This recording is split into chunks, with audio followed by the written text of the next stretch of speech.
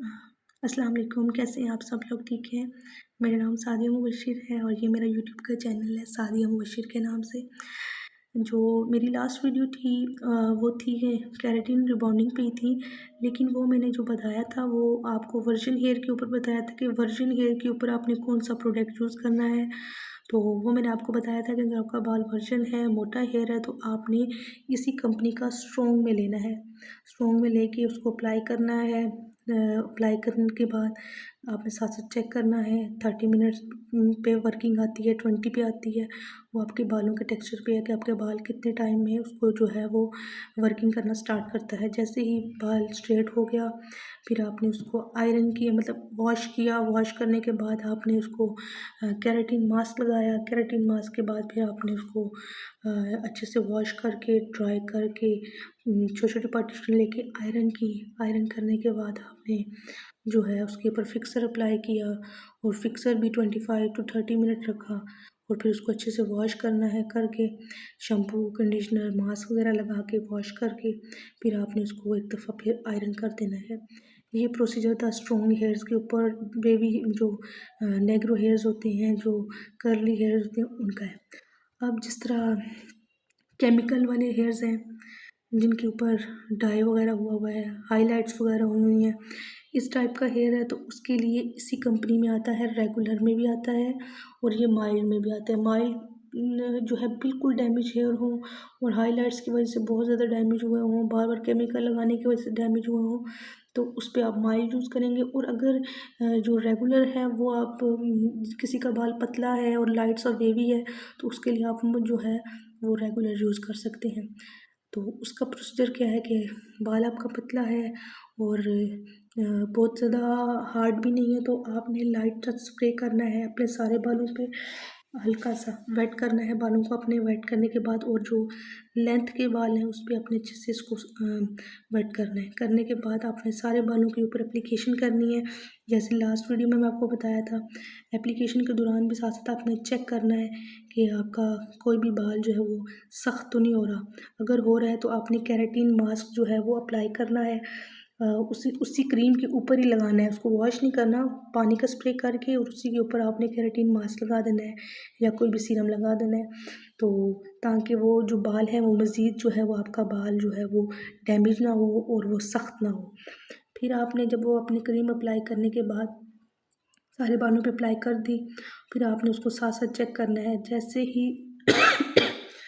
जैसे ही आपके बालों पे जो है इलास्टिसिटी आना शुरू हो जाए, अच्छे से बाल टूटे ना। अगर आप बाल खींच रहे हैं इलास्टिसिटी के दौरान भी आपका बाल टूट रहा है तो अभी प्रोसीजर मुकम्मल नहीं हुआ। जब आपका बाल टूटना बंद हो जाए, आपका बालों में अच्छे से इलास्टिसिटी आना शुरू हो जाए, तो फिर आपने उसको अच्छे से वॉश किया। करने के बाद आपने केराटिन मास्क वहीं पे शावर यूनिट पे अप्लाई करवाना है। करने के बाद फिर अपने अच्छे से वॉश करना है, बिल्कुल 100% कोई भी प्रोडक्ट आपके जो है वो बालों में ना हो।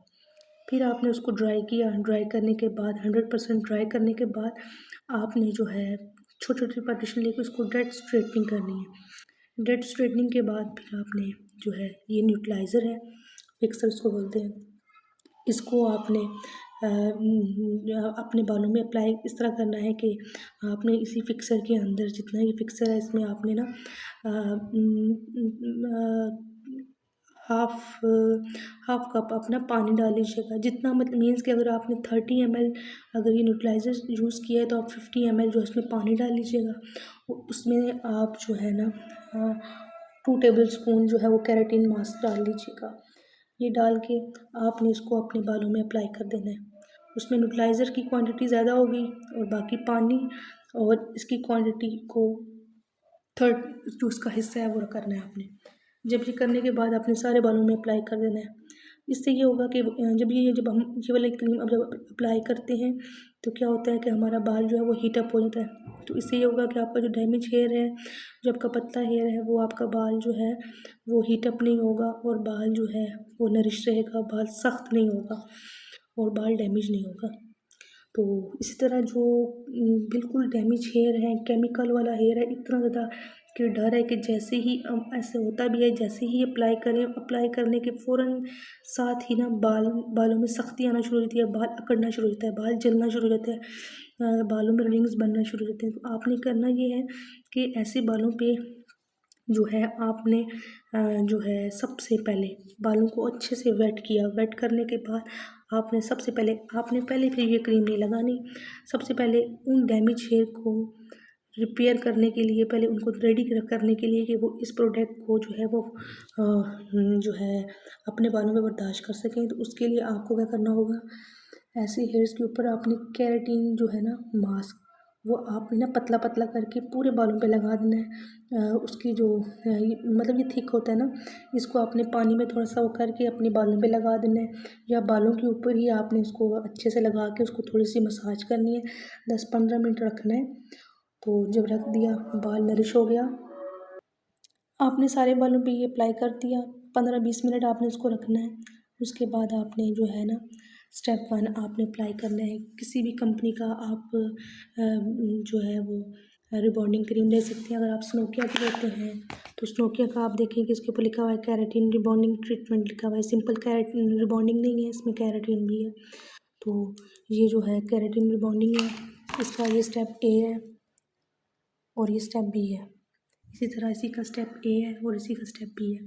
तो आपने क्या करना है, डैमेज हेयर का जो बता रही हूँ, एक्स्ट्रा डैमेज हेयर हो तो आपने ये अप्लाई करना है। करने के बाद आपने 15-20 मिनट उसको रखना है, अच्छे से मसाज करनी है, थेरेपी करनी है, ताकि बाल जो है वो आपका जो है वो नरिश हो जाए। फिर उसी के ऊपर ही जो आपने ये प्रोडक्ट लगाया हुआ है ना, इसी इसी के ऊपर ही आपने स्टेप 1 लगाना है। आपने बिल्कुल माइल्ड, ये इसी कंपनी का जो है वो माइल्ड ले लें या किसी भी कंपनी का ले लें। तो वो माइल्ड आपने प्रोडक्ट उसी के ऊपर आपने लगाना है। छोटी छोटी पार्टीशन लेके सारे बालों में अपने आपने अप्लाई करना है। और आपने फिर साथ साथ चेक करना है, जैसे ही बालों पे इलास्टिसिटी आ जाए तो फिर आपने जो है उसको वॉश करना है। वॉश करने के बाद आगे सारा प्रोसीजर वही है कि आपने वॉश किया अच्छे से करके, फिर उसको आपने ड्राई किया। ड्राई के साथ करने के साथ फिर आपने छोटी छोटी पार्टीशन लेके उसको आयरन किया अच्छे से।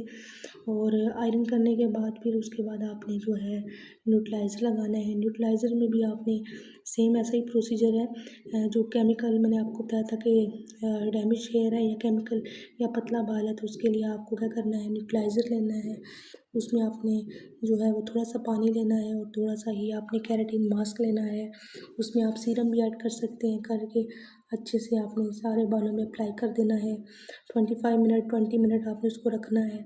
उसके बाद अच्छे से उसको वॉश कर देना है शैम्पू के साथ।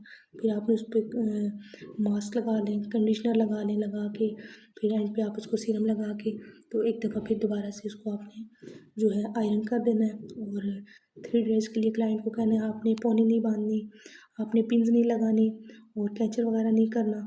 अपने बालों को ओपन रखना है, कान के पीछे नहीं करना। तो 3 डेज़ के बाद जब क्लाइंट आएगा तो उसको आपने अच्छे से वॉश करना है। करके फिर इस तरह मास्क, कंडीशनर वगैरह लगा के, सीरम लगा के उसको आपने ड्राई करके तो फाइनल रिज़ल्ट उनको दिखा देना है। तो ये आज जो मेरी वीडियो थी वो रिबॉन्डिंग पे थी। मैंने आपको तीनों प्रोसीजर बताए हैं कि आप स्ट्रॉन्ग हेयर पे कैसे कर सकते हैं, बारीक बाल है उस पे आप कैसे कर सकते हैं, और डैमेज हेयर के ऊपर आप इस रिबॉन्डिंग को कैसे घर पे अप्लाई कर सकते हैं और अपने क्लाइंट पे अप्लाई कर सकते हैं। सिर्फ आपने जो है बालों के टेक्सचर को देखना है कि बाल कैसा है, बाल मोटा है, पतला है। ऐसा नहीं है, अक्सर क्लासेस में कहती हैं कि जी, या यूट्यूब में भी मैंने बहुत सारे यूट्यूबर्स को देखा है, वो कहती हैं जी स्टेप 1 लगाएं 30 मिनट, 40 मिनट के बाद उसको वॉश करके तो स्टेप बी लगा दें। और जितना, अगर आपका जितना टाइम ए पे लगा है उतना ही टाइम, उससे हाफ टाइम आपने बी पे देना है। ऐसा नहीं है, बालों के टेक्सचर को आपने देखना है कि बाल आपका कितना मोटा है, कितना पतला है या कितना डैमेज है, और उसके अकॉर्डिंग आपने बालों के ऊपर प्रोडक्ट को अप्लाई करना है और उसी के मुताबिक ही आपने बालों को टाइमिंग देनी है। ऐसा नहीं है कि अब देखें एक क्लाइंट का बाल मोटा था, उस पे 30 मिनट लगे, तो दूसरा बाल है, दूसरा क्लाइंट आ रहा है उसका बाल पतला है तो आपने उसको भी 30 मिनट नहीं देने।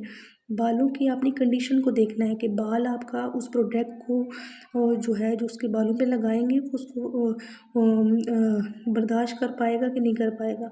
तो इसलिए आपने बालों को देखते ही आपने प्रोडक्ट का इंतखाब करना है और उसकी टाइमिंग को उस लिहाज से आपने मैनेज करना है। ऐसा नहीं है कि हमने तो कहा था जी 30 मिनट पे ही वर्किंग होगी या 40 मिनट पे ही होगी।